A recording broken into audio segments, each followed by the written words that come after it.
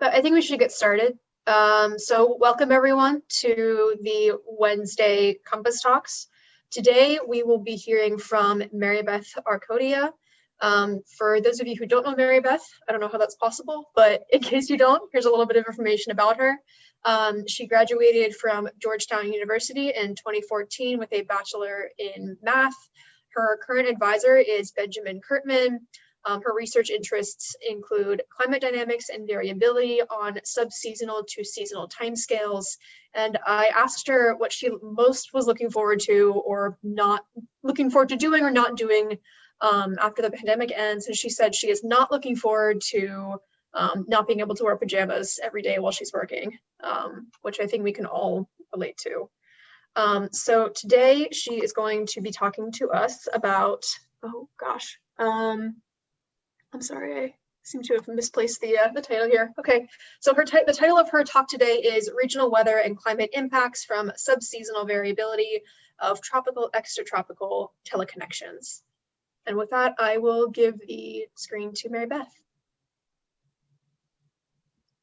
Thank you, Haley. And thank you, all of you, for coming via Zoom today. I appreciate the attendance, and I also want to acknowledge my advisor, Dr. Ben Kurtman, and my PhD committee members, Dr. Amy Clement, Brian Mapes, Leo Sakara, and David Strauss, as well as a few others who I'll mention throughout the talk who have been very instrumental in this work. So to start off, here is the seasonal climate outlook that was released about 2 weeks ago. And so this is the outlook for May through July, a 3-month outlook. And so for us here in South Florida, it's looking to be wetter and hotter than normal. And so we can look at this in a similar way, but with just fancier words and more fun phrases, but they're really saying the same thing. And the reason that we are able to make longer term predictions like these that go beyond the weather predictability barrier of about 2 weeks is because of an understanding of the climate system as a whole. And so to be able to understand or look at everything that's going on to the best of our ability, we can try to then piece together how different conditions around the globe can then work together to impact weather in the United States. And we can look out sometimes as far as 3 months and even farther. And to understand how these things work together and how weather and climate in the United States is impacted by remote regions, we look at what are known as teleconnections, which can be thought of as large-scale correlations. And for the topic of this talk is how the tropics influence the extratropics. And so here in the tropics, if we have some big storms going on, this then affects our poleward moving Hadley cells and then affects the jet stream. And so this is exactly what we see in a typical La Nina pattern, which we are in right now. This shifts the jet stream and then impacts weather in the US, again, from influences in the tropics.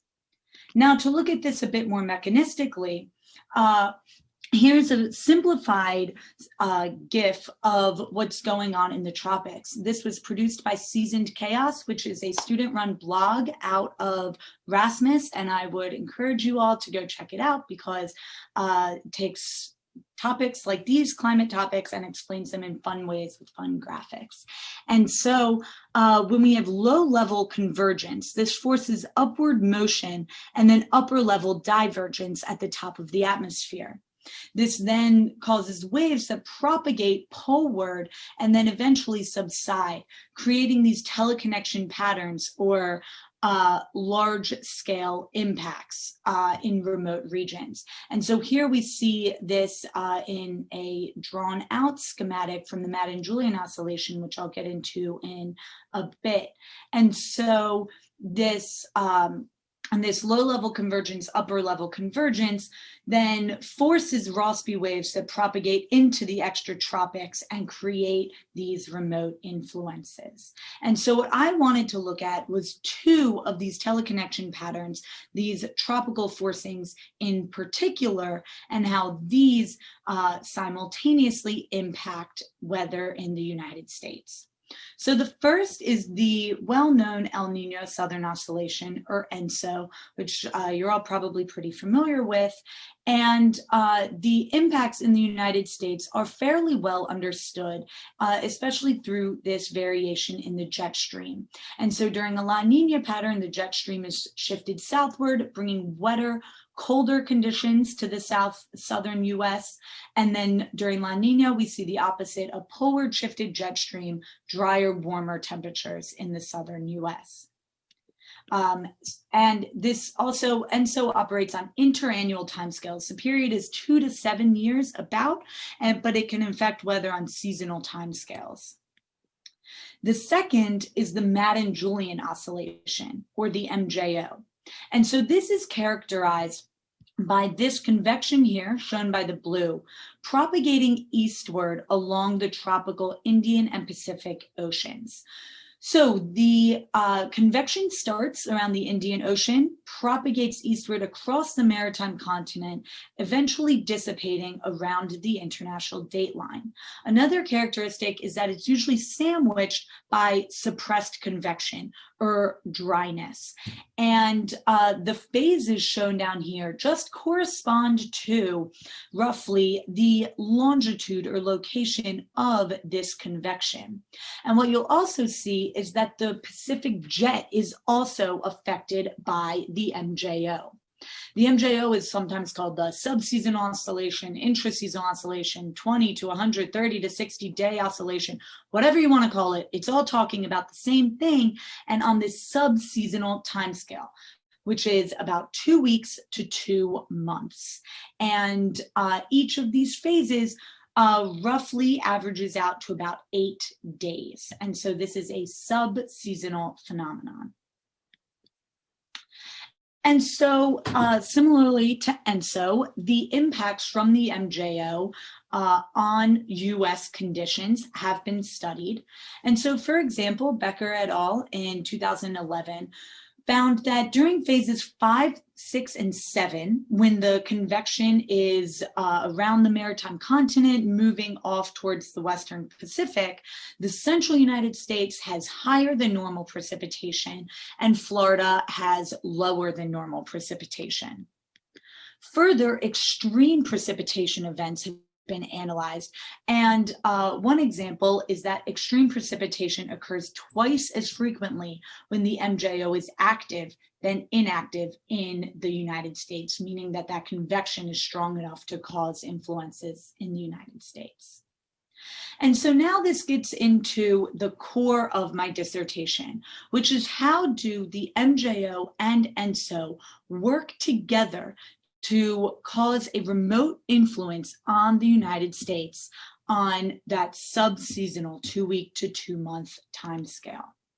And so an outline for the rest of my talk is first looking at a composite analysis of looking at observations and reanalysis to really understand that when you have an active MJO in a certain phase, ENSO in a certain phase, how does this impact US precipitation? Then, based off of this study, we then start to look at what are the mechanisms behind this and to understand why we see the results that we see from this analysis assessment. And so we use a linear baroclinic model to quantify how much of those teleconnections can be understood by linear dynamics. And then to move in a very nonlinear direction, I will swerve on over to a third chapter looking at the future of US coastal flooding in various locations around the US, and then projecting this out to the future, and then at the end, bringing it all together. So to look first at this composite analysis, we first need to understand the MJO and ENSO interactions. So a few challenges that go along with understanding both of these simultaneously is the time scale. So the MJO is subseasonal and the MJO is subseasonal and so is interannual. And secondly, the mechanisms are different. So the MJO is eastward propagating while ENSO is a stationary seesaw-like pattern. So people often describe the MJO as a bike rider moving across the tropical Pacific. However, I think it's a bit more complex than that. And instead of just simply riding your bike along a straight path, it instead can be thought of as a wavy or bumpy hill that the bike is now moving across, with ENSO being the reason that this bike is now moving up and down, changing the pattern of the biker. And then lastly, there's different mechanisms at play, nonlinear feedbacks, nonlinear interactions between the two. And so we do know that ENSO affects the background state corresponding to the teleconnection patterns from the MJO. Further, feedbacks between the two do affect the precipitation associated with each of these modes. So for example, if you have the MJO in phase 3 and a La Nina going on, we can expect the US to be colder and drier. Or MJO in phase 7 and an El Nino or a warm ENSO phase going on, warmer, wetter west coast of the United States. But now what I wanted to look at was, do these MJO and ENSO teleconnections interfere both constructively and destructively to produce rainfall anomalies in the United States on subseasonal timescales? So more simply put, the MJO and ENSO influences together on US rainfall patterns. And so here is a simplified way to think about how these two things interact. So ENSO can be thought of as a massive cruise ship making its way through a harbor, creating steady rolling waves similar to the hill. The MJO is in a speedboat passing through the wake of the cruise ship. Since the speedboat is moving through already wavy water, it changes the wake that the speedboat produces. And a similar mechanism is at play for how ENSO modulates the teleconnection patterns of the MJO. And so we will also be looking at how ENSO modulates this background of the MJO teleconnection. So our first step here is to isolate the MJO signal. So here is a broken down picture of that video that was playing earlier of the MJO phases. So the data that I use here for isolating and calculating the MJO signal, I use NCEP-NCAR reanalysis data on a 2.5 degree grid. And then for the rainfall analysis, I use the CPC unified rain gauge based data, which is very high resolution at 1/4 degree. I use daily data from 1979 to 2017 during the active phases, the active season of the MJO, which is November through April. And so we derive an MJO index outlined by Wheeler and Hendon, and we apply a statistical technique called EOF analysis to then break down this MJO. And now the work that I'm presenting here was published in the Journal of Climate last year with my co-authors Ben Kurtman and Leo Sequeira. And so the next step to isolate the MJO is to remove the ENSO signal. And we do this by removing a 120-day running mean. And so to convince you that we did this effectively, here the black line is the Nino 3-4 index, a time series corresponding to ENSO. Now, the typical way to remove the ENSO signal is to calculate a previous 120-day running mean and remove that. And that's the red line here. However, you can see a decent amount of phase shift happening here and a lot of interannual variability. And so instead of doing that, we calculate a centered 120-day running mean because we're not using forecast data. That means that on day 100, let's say. We use day 40 to day 160, calculate that average and subtract it from day 100, and then move forward throughout our whole time series. This is now our blue line, and now with this 120-day running mean removed, that phase shift and that interannual variability is gone, and we can say we have removed the ENSO signal. And so now to look at the interference between the two, we want to look at both constructive and destructive interference. And so here, if we think of this simple wave as rainfall during ENSO, and this is rainfall during the MJO, and this is our propagating signal, when they're in phase with each other, then they constructively interfere and produce large anomalies. And then similarly, when they're out of phase, they can destructively interfere and cancel each other's signals. And so we wanted to look to see if we could see this in the actual data. So here is that MJO phase breakdown, and I've combined the phases for simplicity here. So we have phases 2 and 3, 4 and 5, 6 and 7, 8 and 1. You see that convection moving eastward, dissipating around the date line, followed by a drier anomaly. And now we want to look at the interference between them. And so there's a lot going on here. So I will go through step by step. Here we have the MJO anomaly, meaning that the seasonal cycle and the 120-day running mean are removed from these anomalies. Now, here we have phases 2, 3, 4, 5 corresponding, etc. down.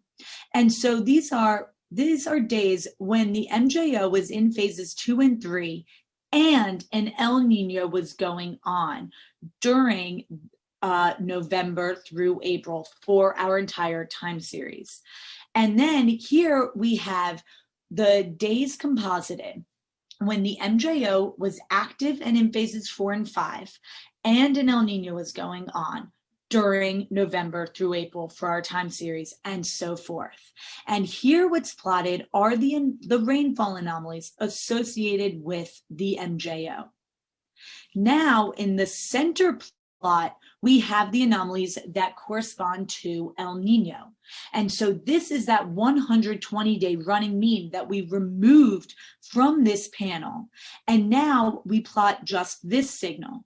And as expected, there's a lot less variability here. And that's because El Nino operates on a much longer timescale than the MJO.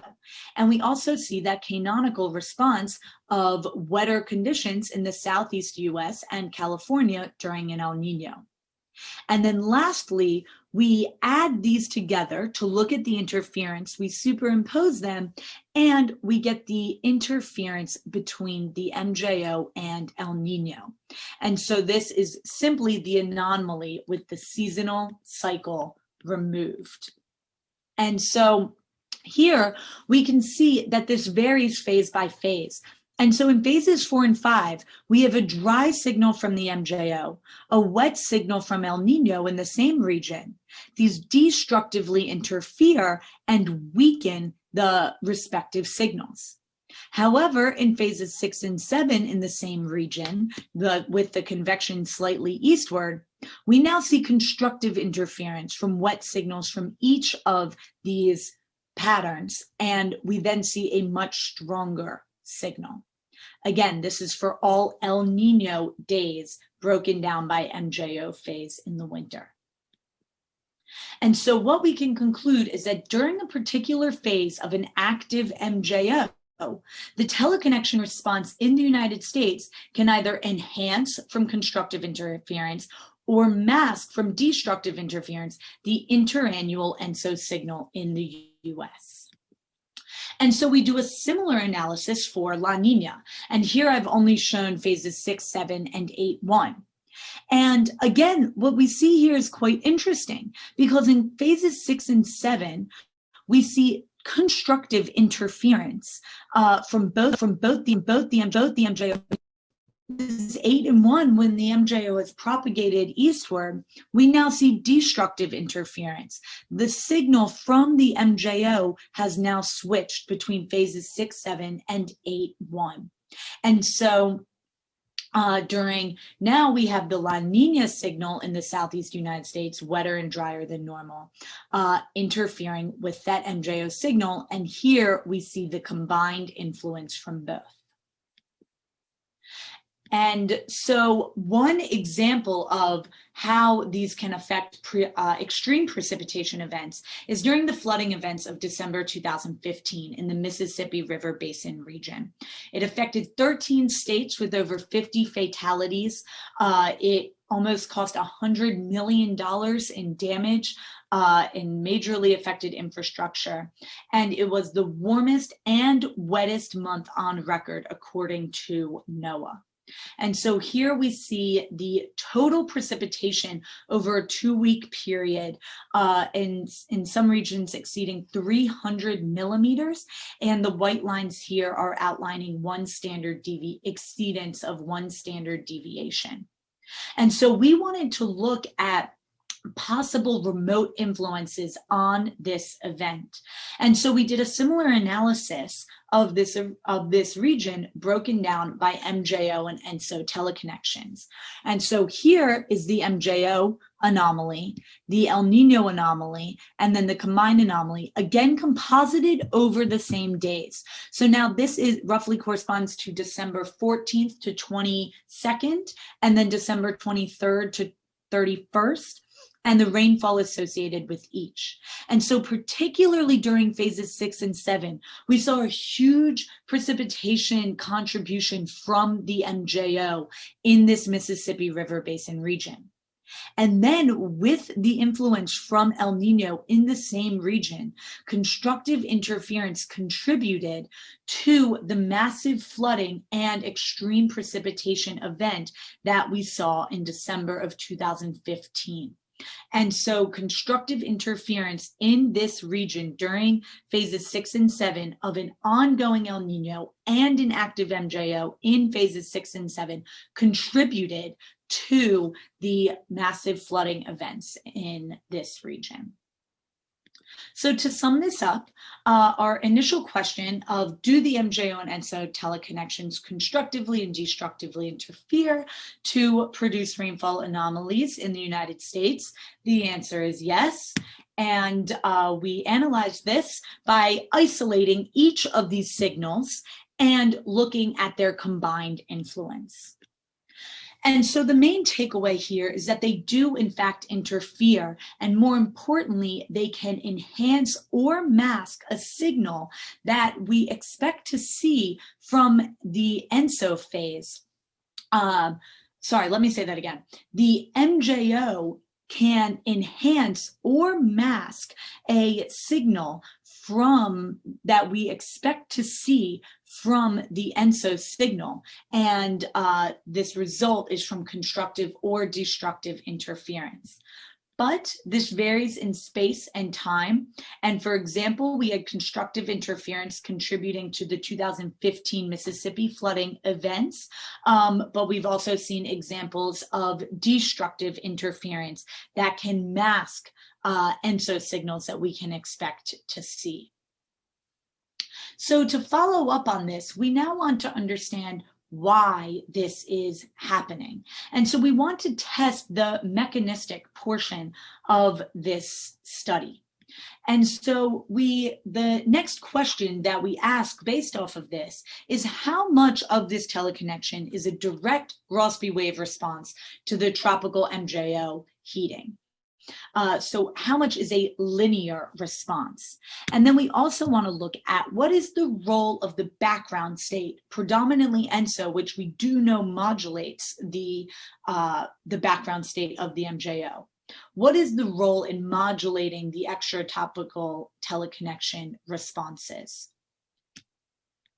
And so this study, we use a dry linear baroclinic model, or LBM, that was first formulated by Watanabe and Komodo in 2000. And so I'd like to thank Hasme Lopez and Donmin Kim, who have both been really helpful to me in helping get this model set up. And so the reason that we use this simplistic model. I use simple loosely because many days I did not find this model to be simple, but it's a simple model. And the motivation for a simple model is because it has been shown to produce MJO-like waves with extratropical teleconnection responses. So we already know that this is a good first step. It's also going to be used to assess the Rossby wave train. And so because we know that linear theory doesn't allow for atmospheric base state instability, the Rossby wave train will solely follow the heat source as it propagates off the equator.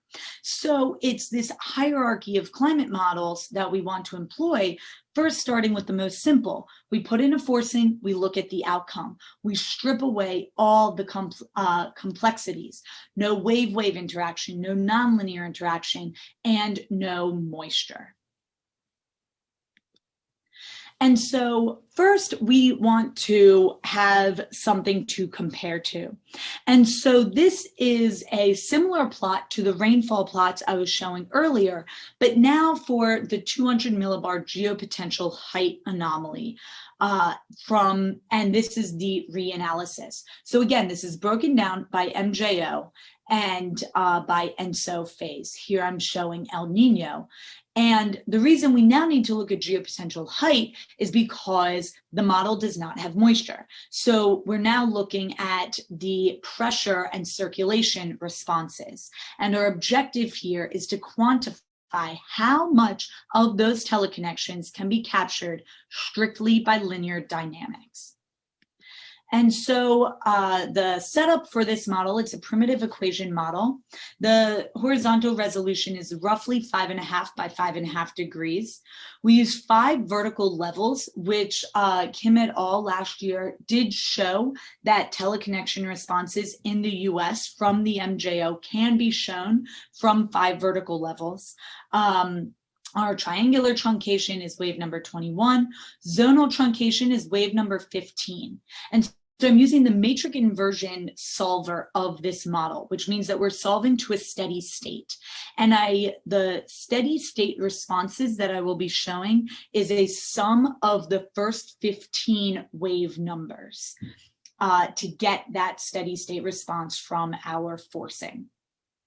And so now to talk a bit about the base state and the forcing. So we use 3 conditions for each of our runs. The first is broken down by month, and we weight each month by how many days go into it.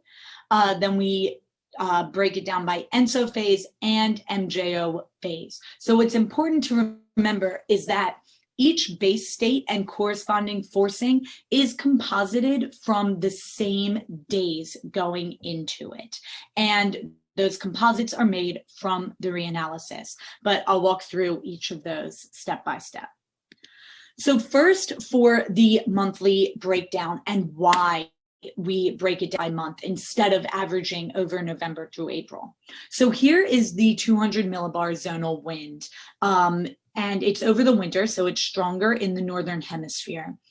And what we can see is that the jet gets stronger and extends further eastward as the winter continues. And then around February, March, moving into April, the jet then weakens and then retracts. And so just looking at the zonal wind, we can see that we will lose a lot of information by averaging over the winter completely. So we take each month individually, and then we take the number of days from each month that correspond to each of our other criteria, and then we will calculate a weighted average. So the monthly variability within this study is accounted for. And so to look at our, to assess the MJO forcing, we look at diabatic heating anomalies. And this is used as a proxy for the MJO convection. Again, we can't use moisture or storminess anymore like we did before. And so the diabatic heating is used because of the latent heat that's released in the convection. So it's a fairly widely used proxy for the convection. And we relate the precipitation anomalies that were calculated in the first study to the diabatic heating through this equation. And so here are just our constants, our proportional constants. Then we have our precipitation anomaly. And this anomaly is a daily anomaly that corresponds to either the MJO or ENSO and is calculated specifically for the forcing that we want to look at. And then this eta here is our vertical profile. So where in the vertical structure of the atmosphere do we see the maximized heating? And so for the experiments I will be showing, I adopted the vertical heating profile from the original Watanabe and Komodo paper that is the maximized heating in the mid-troposphere, which is a good estimate for where the maximum heating from the convection would be, simplified but still viable. And so here, using this equation, we're able to calculate diabatic heating daily anomalies based on our precipitation anomalies. We can calculate an MJO anomaly with the seasonal cycle and 120-day running mean removed, and we can calculate an ENSO anomaly, which is that 120-day running mean of the anomaly. And so to now go into each of the runs, I will walk through how the first run that we did, and then it follows in sequence for the rest. And so for our base state, which consists of a full flow field, here I'm showing just the zonal wind. And this is a composite over November, all of our November days from 1979 to 2017. When the MJO was active and in phases 2 and 3, and an El Nino was ongoing. And so to step backwards, we can break down that full 39-year time series into just an El Nino occurring. Then within that, we break that up into just when the MJO was in phases 2 and 3, and then subsample that even more by taking just the November days. We then composite those days, and that is how we get our full base state. Again, this is just the zonal wind, but we have a full flow field base state. We use those same days to then calculate our diabatic heating forcing. So this is the MJO anomaly corresponding to the exact same days. So now this is the forcing that is used in this run. And then to look at the full phase 2 and 3 outcome, we then take a weighted average for the number of days that went into each month. For example, in phase 2 and 3 during El Nino, we had 125 days from November, 91 days from December, 50 days from January. So we take each of those numbers, multiply it by the response that we see, and then divide by the total number of days to again account for that monthly variability. So to look at this all together, here is the MJO forcing. And so as expected, this looks very similar to the precipitation anomalies that I showed from the earlier study, which is good because they are based on the same data. And so here, the yellow red here is a heating anomaly, and then blue can be thought of as a cooling anomaly. And so we do in fact see the eastward propagation and then a bit of that sandwiched dryness. And so this is the forcing, the MJO forcing, 120-day running mean and seasonal cycle removed for each of the phases during an El Nino. And so to look at the response, this is the steady state response, the 200 millibar geopotential height MJO response. So this is the direct response from the MJO forcing. And so what we can see here is we do clearly see a wave train emanating into the extratropics that follows our heating, which is to be expected. Something else to notice here is that we have this heating anomaly out front. Sorry, I forgot to mention that we isolate the MJO region here from 25 south to 25 north, 40 east to 240 east, so roughly this box here. And so it's very much isolated to the MJO region. And so we do still see this more eastward anomaly, and we do see hints of a wave train also emanating from this anomaly. And another thing to note is the phase changes. And so in phases 4 and 5, we see a somewhat north-south dipole that's slightly tilted, positive, negative. And in phases 8 and 1, we see a similar type structure, except it's flipped. And this corresponds to the opposite sign of our anomalies. Now, to look at the response in the United States, we zoom in, and now I'm showing that same picture as before, but instead zoomed in on the United States, so we can look specifically at the North American response. And so here we can see that there is variability within the phases. And we also want to be able to compare this to the reanalysis. And so these are both the MJO responses to the Mjo forcing response. And so first order, you might notice that they don't look that similar. However, looking more closely, we do see hints of a similar structure here. For example, we have this east-west negative positive structure in phases 4 and 5 from both the model output and the reanalysis. And you see a hint of that here in phases 8 and 1.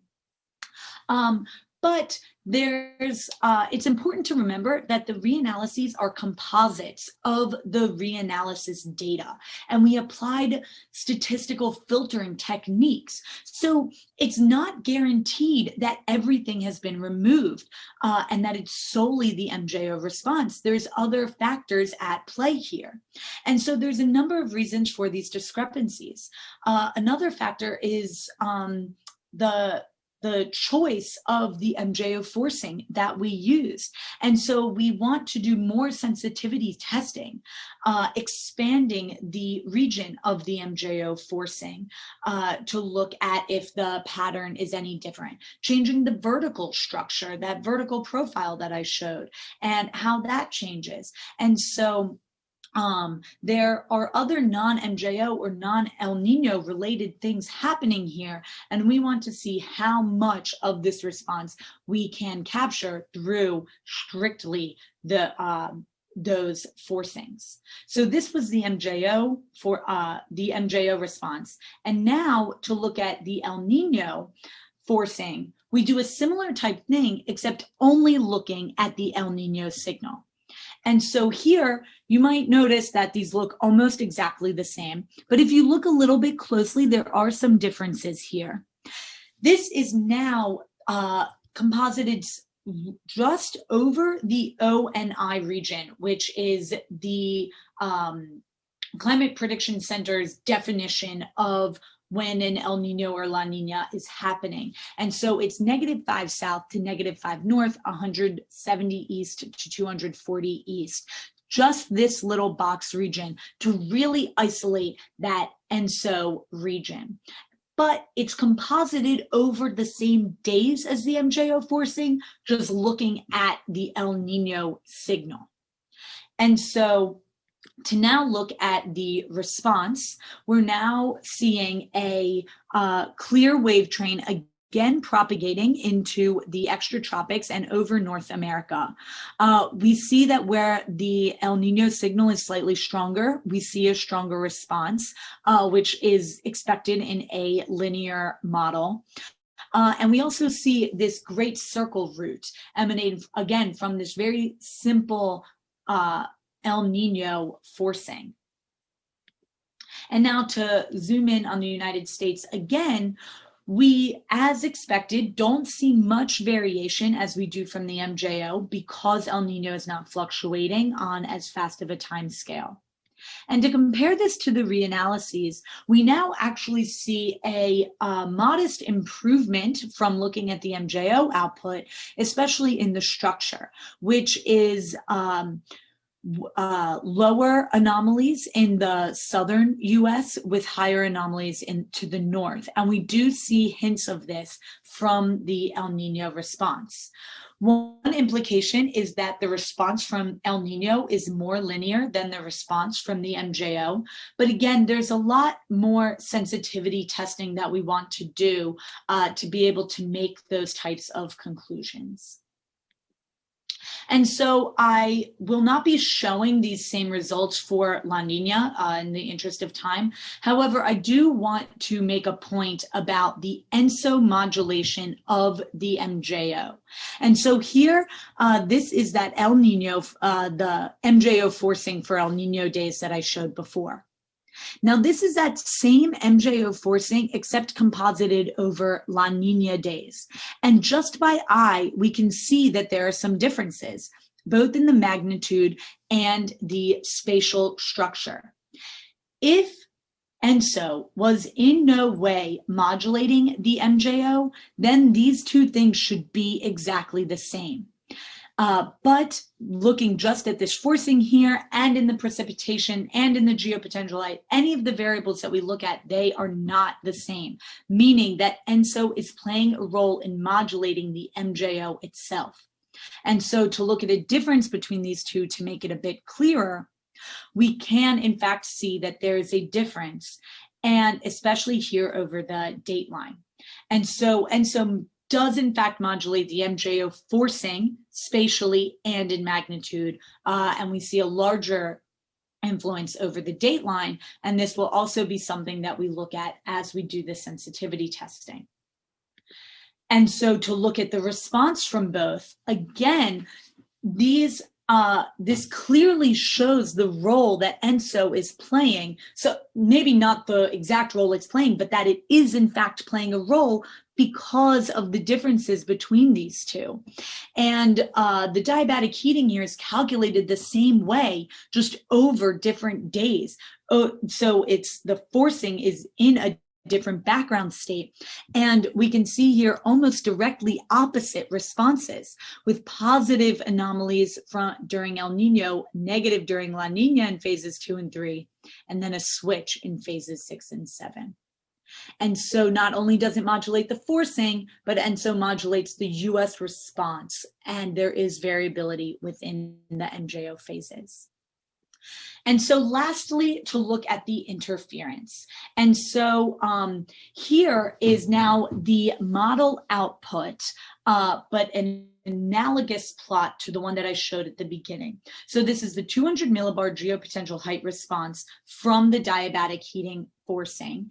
And so here we have the response from the MJO forcing, the response from the El Nino forcing, and then the combined response, the interference between these two.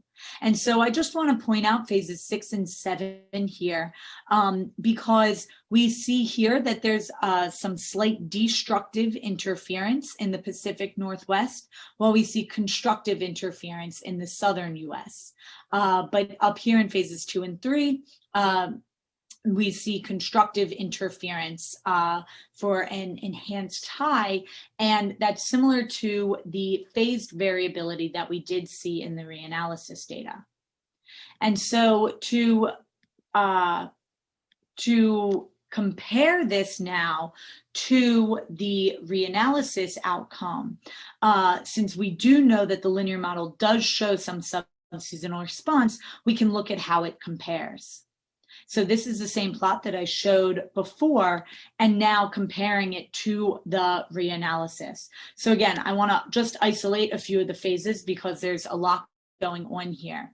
And so interestingly, the model shows constructive interference, and so does reanalysis, but of opposite sign.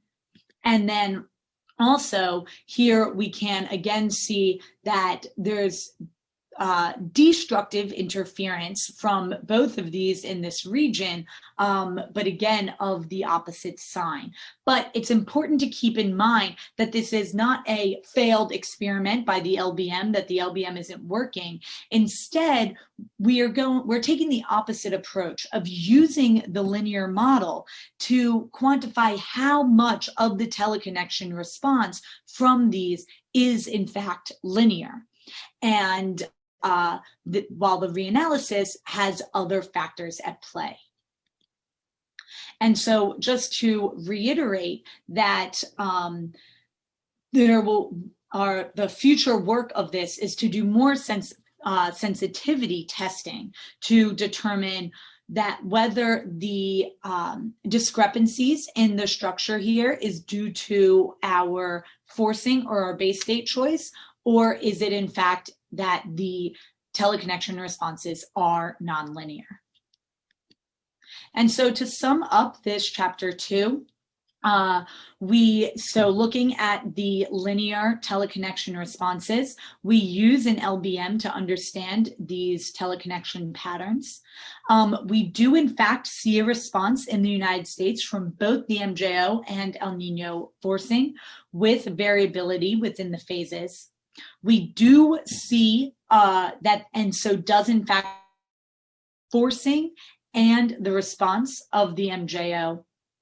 And comparison with the reanalyses from our preliminary results do show that there are more influences at play. And lastly, more testing of trying out different spatial and vertical structures of both of these forcings to do further assessment. And so lastly, for the swerve that I talked about earlier, I want to give some updates on a project that I've been working on with Emily Becker, the Associate Director of CMIS, and also my advisor, Ben Kurtman, looking at the future of coastal flooding. And so our core question here is, when will a city have a 70% chance of at least 1 hour of flooding 70 days per year? And then that same question for 6 hours of flooding 70 days per year. And some motivation for why we're looking at this. Here in Miami, we don't really need motivation for why we need to understand coastal flooding. We see it almost every day. This is taken in downtown Miami, downtown Miami. And here's a schematic of nuisance flooding or sunny sky flooding. It doesn't mean a catastrophic flood like the Mississippi events that I was talking about earlier. Instead, this could happen just from water coming up from the ground and causing exactly that, a nuisance. And so it's difficult to walk in, it affects your car, it affects almost all infrastructure. And the IPCC has predicted that this will get worse. And so we can expect to see more frequent and more intense coastal flooding, not just here in Miami, but all around the United States. And so we first want to strictly define flooding for this analysis. And so we first define a flood hour. So the data that we're using here is the mean higher high water. And so this here is the diurnal tidal range. And so like here in Miami, we have 2 tides every day. And so the higher tide, that number is taken over all days. So basically like a climatology. So it's taken on January 1st, every January 1st for an extended period of time, and then averaged. And so that is our mean higher high water value for every day for every tide gauge. And so we here in Miami will define a flood hour as the mean higher high water being exceeded by at least 1 foot. So we now have the highest tide exceeding the average highest tide by over 1 foot every time that happens, we count it as a flooding hour. So we got our data from NOAA tides and currents, and we here have a time series of the hourly mean higher high water going back to 1996 right here at Virginia Key. And so again, a flood hour is defined by the mean higher high water being exceeded by 1 foot. So then we count up all of the flooding hours that happen in a year, and then we do this for every year. So here I'm showing how many flooding days we had at Virginia Key. So for example, in 1996, we had about 4 days in which the mean higher high water threshold was exceeded. And just by eye, you can see that this number has increased over time. And then where you see the red is the number of days where that threshold was exceeded for 6 hours out of the day. And so the reason that we're using 70 days of flooding per year as our threshold, this will be used for the rest of the presentation as a threshold of exceedance. It roughly corresponds to about once a week of flooding. And also we want to assess when we have a 70% chance to be able to calculate some uncertainty. And this study is to be made for user impact, user understandability, and user readability. 70% chance, 70 days a year. Easy to understand. 1 hour of flooding a day, nuisance flooding. 6 hours of flooding a day is now starting to get into a more persuasive impact. It can now cause severe threat to human life and also your infrastructure. There's a big difference in your car sitting in water for 1 hour versus 6 hours. So we're going to be looking at both of these thresholds. And so to be able to do this, we look at future projections released by NOAA of the sea level rise, but we want to look at this very regionalized. And so first we will be looking at 3 of their 6 scenarios: the intermediate low, intermediate high, and extreme. And the blue, green, and red here will correspond to these scenarios for the results. Intermediate low corresponds to 0.5 meters of global sea level rise by the end of the century. Intermediate high is 1 meter, 1.5 meters of global sea level rise, and then extreme is 2.5 meters. And this is global sea level rise. And then using a regionalization method put out by Sweet et al., this is then broken down for each tide gauge, well, for most of them along the coastal US for each of these scenarios. And then within this, there's a low, medium, and high sub-scenario corresponding to the 17th, 50th, and 83rd percentile of the climate-related sea level rise projection. So using those sub-scenarios, we're able to construct a 70% envelope. And here we have that the relative sea level rise is a summation of our climatic sea level rise and the non-climatic linear background sea level. So these outlook projections are what we use to determine when we will cross those thresholds. So here we have our now detrended mean higher high water. Again, this is for Virginia Key, and I'm looking just at the extreme scenario for this case. So this has now been detrended to not get any double counting of our projection. And then I take just the last 10 years, so 2011 to the end of 2020. I take just this data and subsample it. Then we're able to calculate a regression line based on those projection scenarios released by NOAA. So for each tide gauge at the end of each decade, a number is given for the amount of sea level rise that can be expected for each of those sub-scenarios. So we can calculate a regression line for each one of these. Then we take this subsample of the mean higher high water add it onto the regression line, and get a time series that can now be projected out to the end of 2040. And so we count our flooding hours and our flooding days in exactly the same way to determine how many flooding days we can expect to see in the future. So looking here at Virginia Key, this is showing the projections for 1 hour of flooding per day. So here, the black bar chart is the observed flooding days per year that I showed earlier. Again, this is just for 1 flooding hour per day. Then here we see this is a 10-year running mean running through, and then our projection out to the future based on those projection scenarios. Red here corresponds to the extreme scenario with the thick line in the middle, the 50th percentile. And then the envelope here is our 70% chance. The top here corresponding to a 17th percent. Sorry, this is 83rd. This is 17th percentile. We see the same for the intermediate scenario and for the low scenario.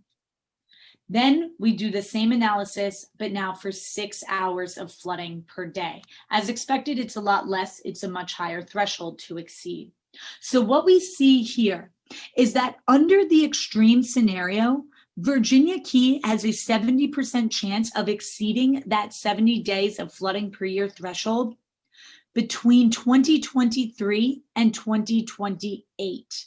And then under the intermediate high scenario, we see that between 2025 and 2033, we exceed that threshold. And then the dates for these are pushed back, but it is likely that Virginia Key will see more than 70 days of flooding per year by 2040. But now, to get into that regionalization approach, to look at St. Petersburg, the threshold here is a lot higher. And that's because the elevation of St. Petersburg is 44 feet, while the elevation of Miami is only 6 feet, meaning that it's a lot harder to exceed that threshold. And that's exactly what we see in our analysis, that St. Petersburg isn't even close to exceeding this threshold. Now to look a little bit farther away from home, we look at Charleston. It again has this 1 foot of sea level rise as the threshold, but the flooding in Charleston, especially for 1 hour a day, is already at or above that threshold and unlikely to go back under. But what's interesting is that we don't see the same results for 6 hours of flooding per day. So what we can conclude from this is that while flooding in Charleston is frequent for 1 hour of flooding a day, it is not persistent. And so the flooding that we see there is typically the nuisance high tide flooding, but not the persistent, really damaging flooding. And the last case that I'll show is Annapolis. And so here, it's unfortunately already exceeded the threshold, unlikely to go back under the threshold for both 1 hour and 6 hours of flooding a day. And we could even see every day by the end of 2040 with flooding. However, Annapolis is an interesting case because it's built on a hill. And so the tide gauge is a lot lower than the rest of the city. And so this goes into our future work of looking at a topographic approach. And so we want to next ask, when do you have a 70% chance that 20% of the community will have 70 days of flooding per year? And how we plan to do this is by applying LIDAR topographic data and do a bit more analysis on the regional impacts of the flooding. And so just to bring this all together, nuisance flooding is and will continue to be a risk, with many cities exceeding the threshold by the end of 2040, or having a 70% chance of exceeding that threshold. And so every city that we analyzed by asking this question is expected to cross the 70-day threshold by the end of the decade under our extreme and intermediate high scenarios. And so just to sum everything together, I know I'm about to run out of time here. So we look at the interference from both the MJO and ENSO teleconnections. And then secondly, we employ a linear baroclinic model to look at the mechanistic portion, and then looking at coastal flooding. And then to tie it all together, we want to look at the remote influences of the remote influences on the coastal flooding. So I will end here and leave up this summary slide, which I realize is super ugly and full of words. So if anyone has questions or wants me to go to a different slide, I'd be happy to do so.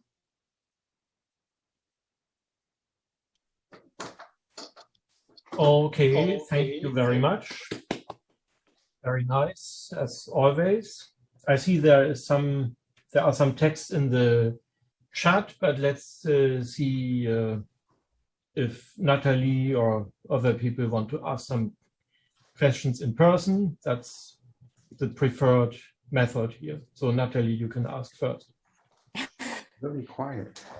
So I don't have a question, but I really wanted to thank Marybeth for such a wonderful presentation that combines so much of theory, analysis, modeling, and some observational work. It's all that you can do in one presentation. Very good. Very impressive. Thank you. So Marybeth, this is Dave Strauss. I do have a question. Hi, Dave. Hi. So you might be beating up on the linear model. There's one thing you might do which would actually show that it works better than you think, and that is it's going to take time for the response to be felt for any MJO phase, right? It'll take a couple of weeks. Everyone thinks it. So you really should be looking, if you're going to use the December basic state, for example, you really should be looking at the response to compare an observations to a response maybe in mid-December to mid-January, to be fair. That's a good point. We do use, so we're not using the time integration version of this, where we're solving to a steady state, right? But that is a good point for the comparison that I'll definitely keep in mind, that it might not be a phase 2 and 3 direct comparison. That's a great suggestion. Thank you. Yeah, you might, when you look at the observations, just time lag it. It's what people do, time lag it by 2 weeks or so. Yes, that's a great idea. Thank you. Okay. Very, very nice talk, by the way. It was beautiful. You could give a course based on this. Yeah, I said from the beginning we should record Marybeth's presentation just as an example of a good presentation for future students, because she always gives very nice presentations. Do we have a question from Mr. San Pedro Siqueira? Yes. Hi, Marybeth. So I think since Dave already asked about the LBM, I'll make a question about the sea level rise study you're doing. So for the regionalization part of your study, so you're assuming that you get the background state trend, and then you're summing to whatever you already have for the particular site. And then you're just projecting into the future, assuming that's a linear trend, correct? Correct. Yep. Okay. So it's a linear, exactly. Each of these is a linear regression. All right. So just, I saw that you were adding a few other, more details, like considering the elevation for each site and so on. But maybe one thing that you can do in the future is actually pick up a high resolution or with enough resolution climate model that goes to the end of the century. And I can suggest you some high resolution runs. And then you consider the changes in the ocean circulation on top of that. So your different places along the coast of the US, the ocean currents are changing, then the sea level will have anomalies on top of that trend. And then you can have really like places where it exceeds what you're showing here for like the Northeast, like Gulf of Maine, or places where, say, the Gulf Stream is shifting north, and then also for Florida. So this is something to think about as an improvement, for future improvement to this study. It's just consider the changes in the ocean circulation.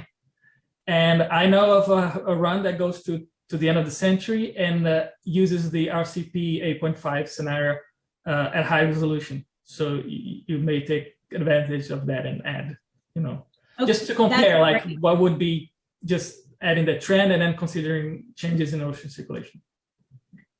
I think that's a great idea. Thank you. I think like you definitely are the perfect person for all that. As far as the ocean circulation high resolution projections. However, we are looking just out to 2040, which is why we're using the linear trend, because it fits quite well, especially over the past. And while here you can see that it's expected to accelerate and no longer follow the linear trend, do you still think that would be worth it for just looking out to 2040? Well, I would have to look at that, to see if the changes in the ocean circulation would be enough to justify. I haven't thought about it. But let's talk about this but 40, it's a bit too close to see this change. But let me double check that and then see if it's worth doing. But for the end of the century in the extreme scenarios, I would say yes, you have to consider that. Yes, I think that's a great idea. Thank you. Okay, thank you.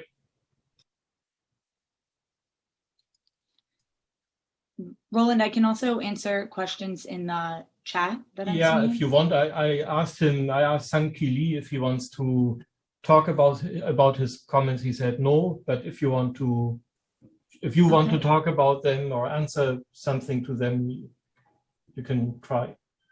Okay. I'm reading through them now. They mostly look like suggestions, not questions, so that's great. But I think I'm already way over time, so I can email both of them to follow up on those questions, so I don't keep people too long. Okay, so the viewers of our recording will never know what the questions were and what the answers are. I can read them out loud if you want. No. If it's not needed, it's not needed. Yes, I can. I saved their comments, so I can reach out to them directly. Good. Do we have any further live in-person comments that people would like to make? If not, I can say again, thank you for the nice presentation. And this was our last. Thank you for coming. This was our last. Not really. It was almost the last seminar in this academic year. We will in fact have one more Friday next week by Christine Gommen-Ginger of Southampton. But this was the last seminar of someone from RSMAS. And of course, on Friday morning at 11, we will have our big Best Student Seminar Award ceremony. And if you come again to that ceremony, you can probably see Marybeth on the stage one more time receiving an award, not for this presentation, but for the last one she gave in the fall semester. So I hope to see everybody there again. And that's all. Thank you for coming and have a nice evening. Thank you. And thanks for all those suggestions from everybody. Thank you all for coming.